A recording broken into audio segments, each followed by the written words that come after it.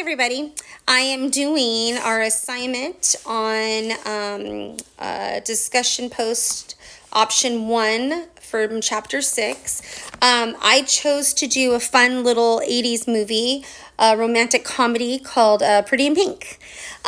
So the character I'm choosing to discuss is Blaine McDowell, I think, or Donna or something like that. Anyhow, he's the content is that he's a rich boy who falls in love for a poor girl, but he's trying to impress his friends. His social status is really important to him, but he ends up finding out that he sees more in her, and that he's willing to compromise his social status to be with her. The identity versus role confusion stage. During adolescent years, kids explore their identity versus my apologies, they explore their identity versus the youth that don't explore their identity. The ones who don't explore their identity struggle with identifying a little bit more.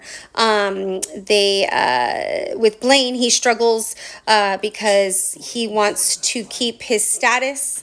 And he's in a crosshairs because he doesn't know if he wants to move forward with Andy, which is the poor girl from over the tracks. And they end up having this really sweet relationship where they both open each other's eyes to different things, and they're not so close-minded at the end.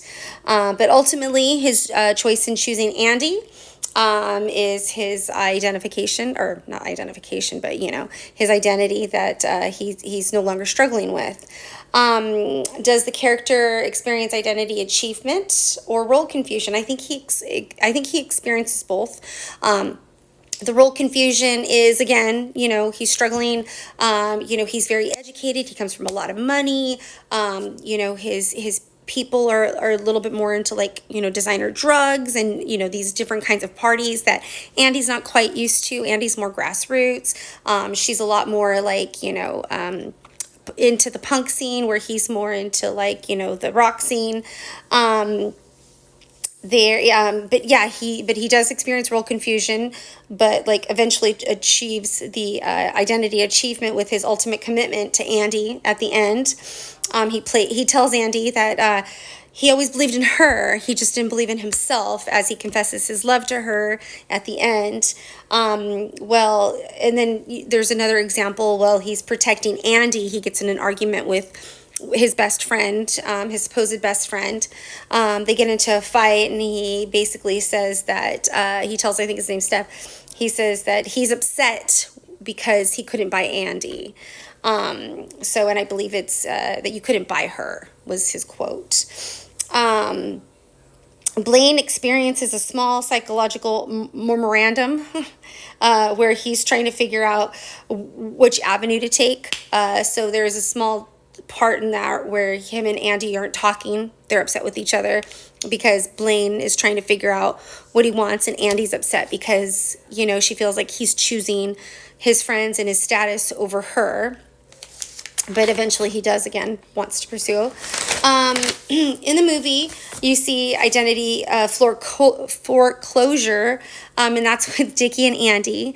Dickie is in absolute love with Andy. He wants to be with her. He keeps telling her that he's in love with her, and he's upset that she's choosing Blaine. Identity more to random, with Blaine trying to choose between his friends and his status, and all of that, going over the tracks to be with Andy. And then ultimately identity achievement, when Blaine and Andy ultimately commit to one another. Anyhow, if you haven't seen the movie, it's a great movie. Highly recommend it. It's kind of cheesy and kind of fun, and all the good things about the 80s and the music.